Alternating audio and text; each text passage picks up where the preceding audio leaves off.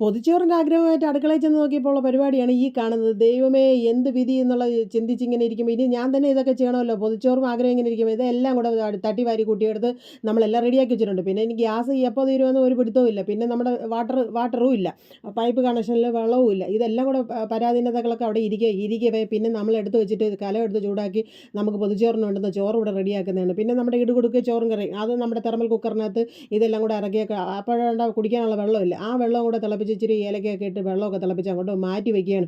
പൊതിച്ചോറിന് വെള്ളം വേണമെന്നൊരു ചോദ്യം അത് അപ്രസക്തമാണ്, അവിടെ മാറ്റി വെച്ചിരിക്കുന്നു. അങ്ങനെ നമ്മുടെ ചോറൊക്കെ വെന്ത് വരുമ്പോഴത്തേക്ക് നമ്മുടെ ഈ സാധനത്തിലോട്ട് ചോറിനെ അങ്ങോട്ട് ഇറക്കി വെച്ച് കണ്ണടച്ച് തുറക്കുമ്പോൾ ഇതൊരു അരമണിക്കൂർ മതി നമുക്ക് ചോറ് റെഡിയായി കിട്ടാനായിട്ട്.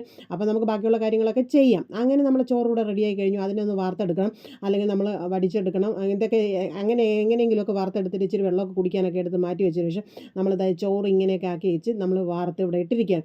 അടുത്ത പ്രധാന പരിപാടി എന്ന് പറഞ്ഞാൽ കറി ഉണ്ടാക്കണമല്ലോ പൊതിച്ചോറിന്. മുട്ട ഫ്രൈ ഇല്ലാത്ത പൊതിച്ചോറില്ലല്ലോ. പിന്നെ നമുക്ക് കൂമ്പ് തോരൻ, വാഴക്കൂമ്പ് തോരനാണ്. ഇച്ചിരി എണ്ണയൊക്കെ തൂത്തിട്ട് അരിഞ്ഞ് പറക്കി അങ്ങോട്ടൊക്കെ മാറ്റി വെച്ചതിന് ശേഷം നമുക്ക് ആ തോരത്തിനുള്ള പരിപാടിയൊക്കെ ചെയ്തു കൊടുക്കുകയാണ്. പിന്നെ നമുക്ക് ചോറ് പൊരിക്കണമല്ലോ. ചോറ് പൊരിക്കാതെ ചോറ് അതിനെ അങ്ങോട്ട് പൊരിച്ച് മാറ്റി വെച്ചതിന് ശേഷം നമ്മുടെ ചൂടാ ചട്ടിയിൽ ഇട്ട് കൊടുക്കുന്ന സ്പെഷ്യൽ തോരനാണ്. നമ്മൾ ഉഴുന്ന് പരിപ്പാണ് ഇതിനകത്ത് കൂമ്പ് തോരനിലോട്ട് വാഴക്കൂമ്പ് തോരനിലിട്ട് കൊടുക്കുന്നത്. പിന്നെ നമുക്ക് തോരനെ അരയ്ക്കാനൊക്കെ നിങ്ങൾക്ക് ഇനി പ്രത്യേകിച്ച് പറഞ്ഞു തരേണ്ട കാര്യമൊന്നുമില്ലല്ലോ. വേഗത്തിൽ തന്നെ നമുക്ക് കാര്യങ്ങളൊക്കെ നടത്താം. അങ്ങനെ നമ്മൾ തേങ്ങയും ബാക്കിയുള്ള സാധനങ്ങളെല്ലാം കൂടെ അരിഞ്ഞ് വരിയിട്ട് നമ്മൾ മിക്സിയുടെ ജാറിനകത്ത് അടിച്ചെടുത്ത് നമ്മുടെ തോരൻ ഇവിടെ റെഡിയായി കഴിഞ്ഞു. അങ്ങോട്ട് തിരിച്ച് മറിച്ച് നോക്കിയിട്ട് ഒന്ന് വേവിച്ചെടുക്കുമ്പോൾ നമ്മുടെ തോരൻ ഇവിടെ റെഡിയായി കഴിഞ്ഞു. ഇപ്പോഴും മനസ്സിൽ ബാക്കി നിൽക്കുകയാണ് പൊതിച്ചോറ്. എത്രയും വേഗത്തിൽ കഴിക്കണം എന്നുള്ളൊരു ആഗ്രഹമാണ്. അതെല്ലാം കൂടെ തട്ടി വാരി കൂട്ടിയിട്ട് അടച്ചൊക്കെ വേവിച്ചൊക്കെ എടുക്കുമ്പോൾ നമ്മുടെ പൊതിച്ചോറിനുള്ള തോരനിവിടെ കൂമ്പ് തോരനിവിടെ റെഡിയായി കഴിഞ്ഞു. അപ്പോൾ ഇതെല്ലാം റെഡിയായി കഴിഞ്ഞ് പിന്നെ ഇനി നമുക്ക് മുട്ട കാണിച്ചല്ലോ, മുട്ടയ്ക്കുള്ള ഫ്രൈക്കുള്ളത്. ഇനിയിപ്പോൾ അതൊന്നും പറഞ്ഞു തരേണ്ട കാര്യമില്ല. ചൂടായ ചട്ടിലോട്ട് നമ്മൾ അടിച്ചു വെച്ചിരിക്കുന്ന സാധനങ്ങളെല്ലാം കൂടെ പരത്തി എടുക്കുമ്പോൾ നമ്മുടെ മുട്ട അങ്ങോട്ടും ഇങ്ങോട്ടും തിരിച്ചിടുമ്പോൾ നമ്മുടെ മുട്ട ഫ്രൈ ഇവിടെ മുട്ട പൊരിച്ചത് റെഡിയായി കഴിഞ്ഞു.